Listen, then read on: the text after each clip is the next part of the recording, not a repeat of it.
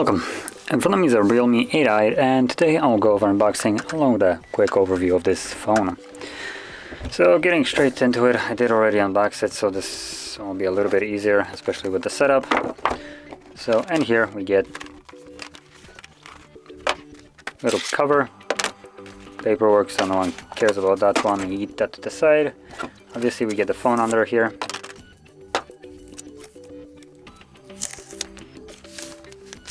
There we go. Okay, let's eat that to the side, and that. And additionally, we do actually get a charger right here. And this is a, looks like 18-watt charger. So nothing really special, but still, I would say okay enough charger, especially that it comes free with the device and it's actually included in the price range. And then we obviously have a cable, type C to type A. So go. Oh damn. Okay, so continuing that after sneezing, sorry for that. You can look at the phone itself. So there it is. Now, like I mentioned, I did go through the setup of it, so it's already good to go. Right off the bat, you can see a 6.6-inch display. It's a 1080p by 2412 pixels, which puts it exactly at 400 pixels per inch with an 84.6% screen-to-body ratio. And a hefty 120 Hz refresh rate on an LCD IPS display. So LCD kinda okay. Prefer to have OLED or Super AMOLED, whatever, just to get a better blacks. But the refresh rate here is actually quite good. 120 Hz is, in my opinion, really good here. Also running an Android 11. Just to show this off, we can go right here.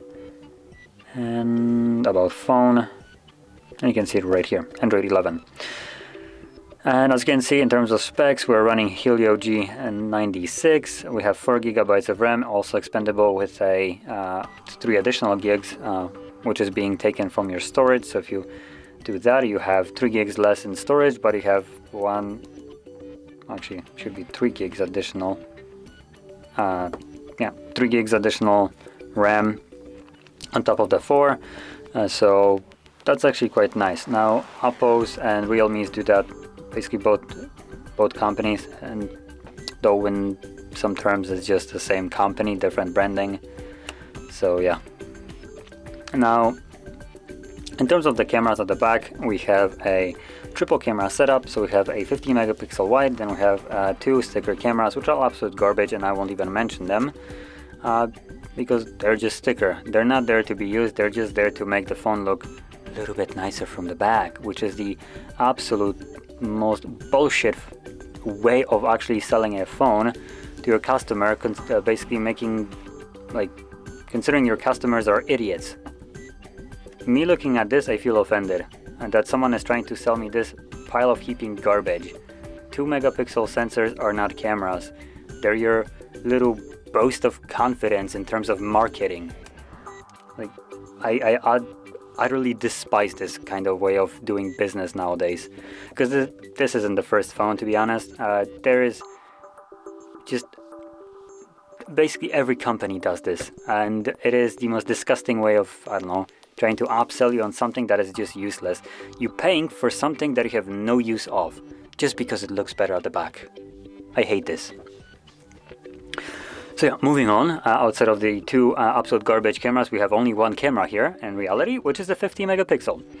And then at the front we have a 16 megapixel, again, wide sensor. And you don't have any kind of great recording here, maxed out at 1080p 30 frames. So there we go. And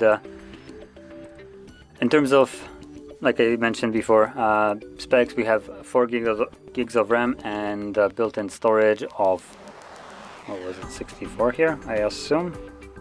Let me quickly check about phone, and we have, where is it? No, total is 128, so this is the more decked out version of it with 128. But also, and this is just the 4 GB RAM, but if you go with 128, you also have a version that has 6 gigs of RAM instead of 4. Obviously that will be more expensive. And all those storages come with a UFS 2.1, so not the fastest storage out there. So it's kind of like a mid-range, what I would say. And honestly, we have a 5000 mAh battery with that 18 watt charging. That's about it. And price range 179 euros, which actually is really competitively priced for this device. That is, honestly, I was expecting it to be way more. This is the first time I actually saw the price. So, damn, I actually have to say this phone is worth it. I'm actually surprised, damn. So the price tag of this phone makes this phone one of the better ones. I mean, it's not running anything groundbreaking, but the fact that it's running 120 Hertz, let me just quickly make sure that this is the case. Display and brightness, more. Yep, it has 120 Hertz refresh rate. So yeah, for just that fact alone and the price range of this is an outstanding device. Damn. So yeah, at the end of the day, if you're not looking for a phone with a 5 GHz connectivity, because this one does not, but you only care, for instance, for like the refresh rate of the device and just making it feel smooth and relatively snappy. Keep in mind that this is a Helio G96, so nothing close to the best thing that you can get. It's more like mid-range, if not budget. The price range is just a titsy bit higher than like the budget devices. So yeah, for that price you get fairly decent specs here, especially with the screen right here, which makes this kind of like a really good value for your money just for that screen itself alone, and a Type-C port along with a headphone jack. So yeah, recommend this device if you're looking for one. That being said, if you found this very helpful, don't forget to hit like, subscribe, and thanks for watching.